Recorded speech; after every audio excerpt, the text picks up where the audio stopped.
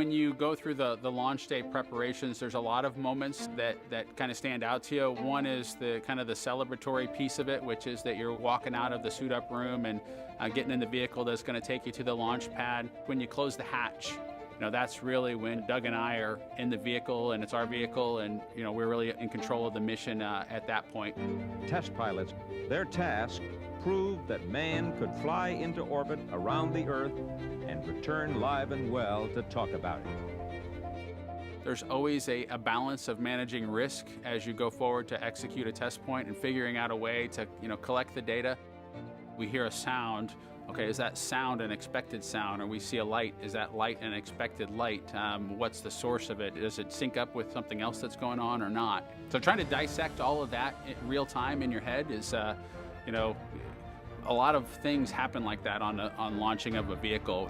From St. Anne, Missouri, he is an Air Force colonel and flight test engineer. He flew aboard Space Shuttle Endeavour twice. Introducing NASA astronaut Bob Behnken.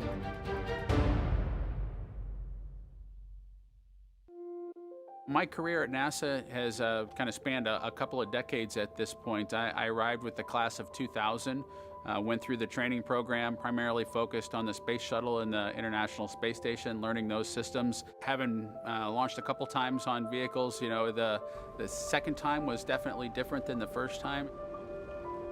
You can feel a little bit guilty of, hey, should I study one more thing, or is there one more piece of information I should get? Am I really prepared or not? So that's definitely different between where I was on my first flight and where I'm at right now.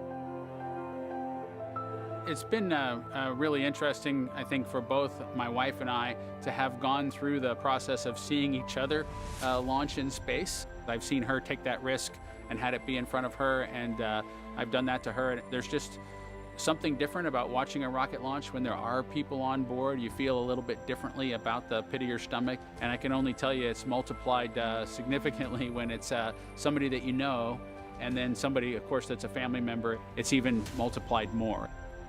For me personally, as a spouse, watching everything that Bob has put into this over the last 5 years, the dedication that he's shown, the perseverance is pretty special. For both of us, though, the way our minds work, it won't be until sort of the mission is complete that you have really a chance to savor it and celebrate it.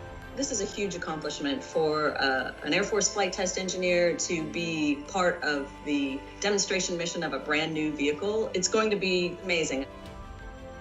Without a partner that has that same appreciation, I think it can be challenging for some folks. There's a lot of work and a lot of time that takes away from family that that my spouse appreciates, and I love her for that.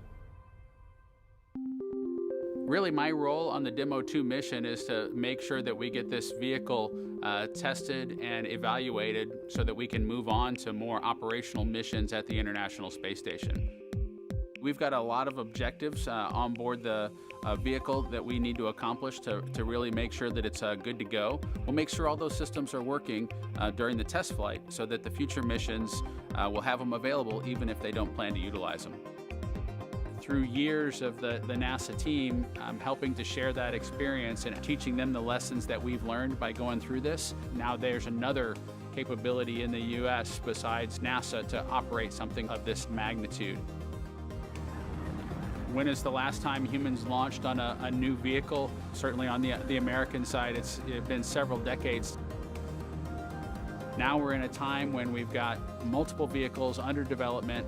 It's a great time from a space exploration time frame just to see all that happening, and it's because of this nurturing of the environment, being able to pull in a wider group of people who can contribute towards human spaceflight.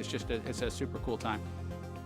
On a deeply personal level, I'm really excited that my son is going to get a chance to see me launch into space. Being an astronaut has been a little bit of an abstraction thing for him because he's seen me do it in old videos, but he hasn't seen me do it for real. And so I'm excited for him to see this launch. I want to thank the entire Commercial Crew Program team that's worked together to get to this point where we've got vehicles in the launch pad ready to head to the International Space Station.